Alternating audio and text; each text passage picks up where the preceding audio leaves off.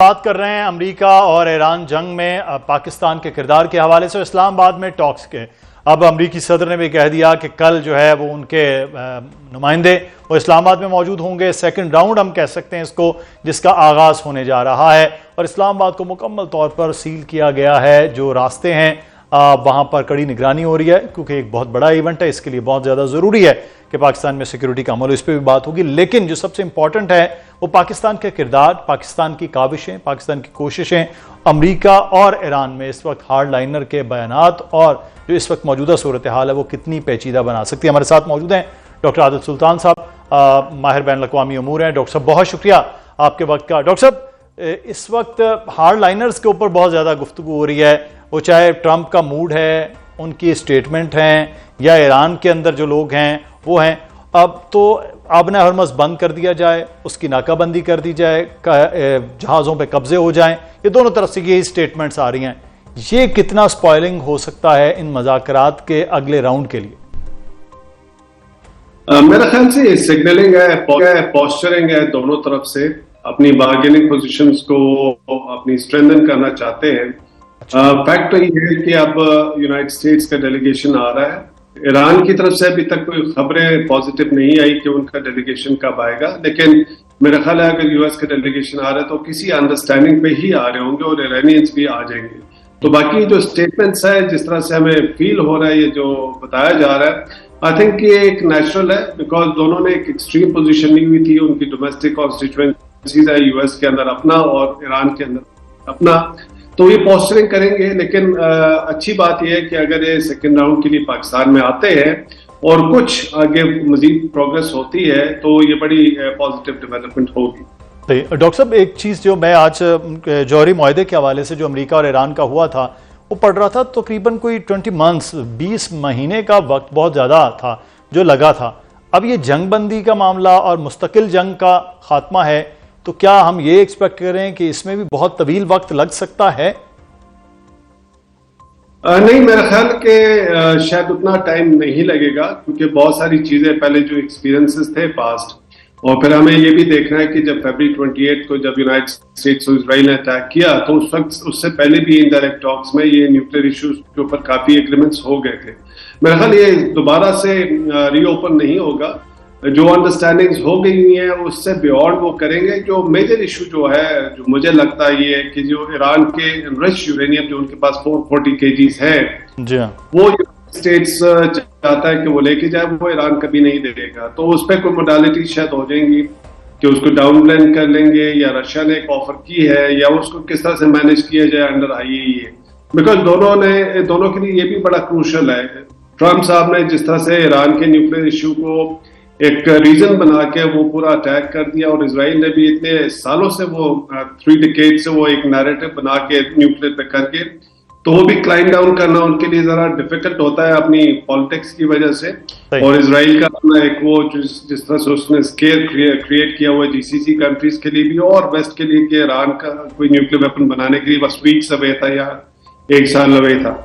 और दूसरी तरफ ईरान के लिए भी ये इसी तरह से है कि वो एक नेशनल प्राइड की बात है कि जिस चीज के लिए उन्होंने इतनी जंग लड़ी है, इतने नुकसान उठाए हैं, बिल्कुल, तो वो अब इस चीज को कॉम्प्रोमाइज करने पर तैयार नहीं है। तो ये एक मेन मेरा ख्याल एक स्टिकिंग पॉइंट है। बाकी चीजें जो है वो मेरा नहीं ख्याल है कि इतना कोई कंटेंशियस इश्यूज है कि रिजॉल्व ना हो सके। सही है। तो पिछली बार अमेरिकन जो हैं वो बड़ी आला क़यादत थी यहाँ मौजूद, अब की बार क्या होता है इस पर भी बात करें, लेकिन इस्लामाबाद की सिचुएशन भी जान लेते हैं। हमारे नुमाइंदे इस वक्त इस्लामाबाद में मौजूद हैं, शहराज अहमद शहराजी।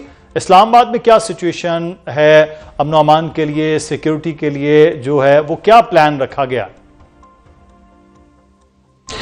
देखिए सर, इस्लामाबाद बिल्कुल तैयार है मुज़ाकरात के दूसरे दौर के लिए। सिक्योरिटी के इंतहाई सख्त इंतजामात किए गए हैं। हमने देखा कि रेड जोन को मुकम्मल तौर पर सील किया जा चुका है, किसी को भी जाने की परमिशन नहीं दी जा रही।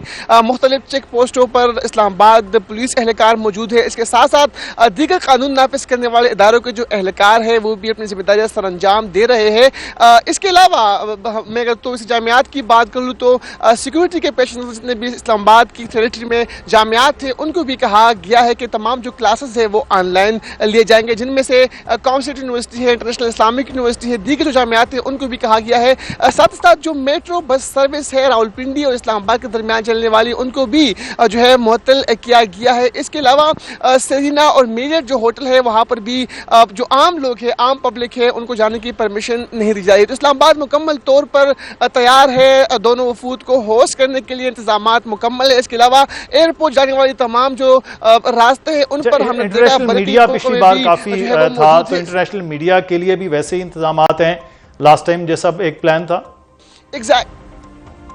एग्जैक्टली इंटरनेशनल मीडिया के लिए उसी तरह बेहतरीन इंतजाम जो है वो किए जा चुके हैं कन्वेंशन सेंटर में। उसी तरह जिस तरह मुज़ाकरात के पहले दौर में हमें देखा था कि इंटरनेशनल मीडिया को बेहतरीन सहूलियात मुहैया की गई थी और सबने उस पर खुशी का इजहार किया था, इस दफ़ा भी सेम उसी तरह बल्कि उससे बढ़कर उनके इंतजाम जो है कन्वेंशन सेंटर में किए जा चुके हैं। इंतजाम को हतमी शक्ल जो है वो दिया जा रहा है। शिराजी, बहुत शुक्रिया, आप साथ हमारे साथ मौजूद थे, हम भी वहाँ मौजूद थे लास्ट कन्वेंशन सेंटर में, बड़े ज़बरदस्त इंतजाम थे। लेकिन असल मामला ये था कि जो पूरी दुनिया का फोकस था कि मुआहिदा होता है, बातचीत होती है, मामला कहाँ आगे बढ़ता है। आला क़यादत मौजूद थी। डॉक्टर साहब, पिछली बार ईरानी भी और JD वैंस वाइस प्रेसिडेंट हैं वो भी यहाँ मौजूद थे, उनके साथ थे।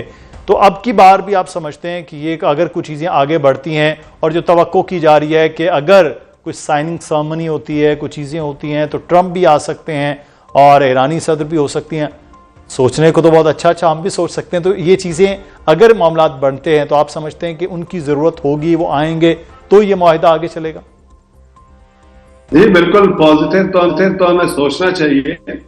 और जिस तरह की तैयारियां आपके नुमाइंदे ने बयान की है, इस मरतबा लास्ट टाइम से जरा ज्यादा हो रही है जी। तो कुछ कहा नहीं जा सकता कि ट्रंप साहब भी तशरीफ ले आए, लेकिन वो अगर कुछ अंडरस्टैंडिंग टेंजिबल इश्यूज के ऊपर अगर हो गई हुई है, न्यूक्लियर पे या हॉर्मूज के ऊपर, तो पॉसिबिलिटी है। मेरा पर्सनल अभी ख्याल ये है कि जो उनकी टीम आ रही है, कुशनर साहब और एम्बेसडर विटकॉफ, तो और इंडियन साइड से कौन आता है, ये नेगोशिएशंस करेंगे। कोई फ्रेमवर्क अगर कुछ इस तरह के एग्रीमेंट का या कोई बहुत अच्छी डेवलपमेंट होती है तो ये रूल आउट नहीं किया जा सकता, क्योंकि ट्रंप साहब एक बात कह चुके हैं कि वो इस्लामाबाद आना चाहते हैं और वो इस चीज का क्रेडिट भी लेना चाहते हैं वो इस डील को साइन करने के लिए, क्योंकि फिर उन्होंने एक प्रोजेक्ट भी करना होगा अपना डोमेस्टिक कॉन्स्टिट्यूएंसी को दुनिया को भी कि जी मैंने एक और वॉर जो रुकवा दी है या पीस की तरफ की है।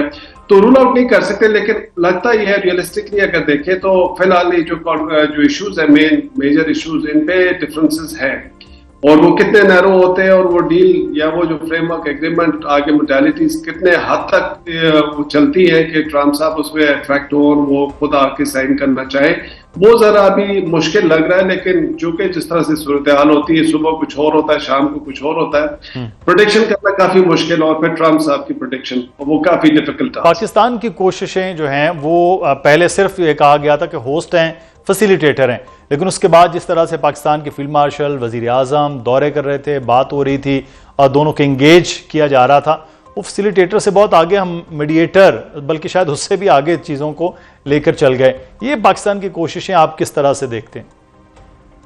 देखिए बिल्कुल, अगर पाकिस्तान ये ना करता तो मेरा ख्याल जिस डायरेक्शन में हम चल रहे थे वो तो एक बड़ा सीरियस सिचुएशन हो रही थी पूरी दुनिया के लिए।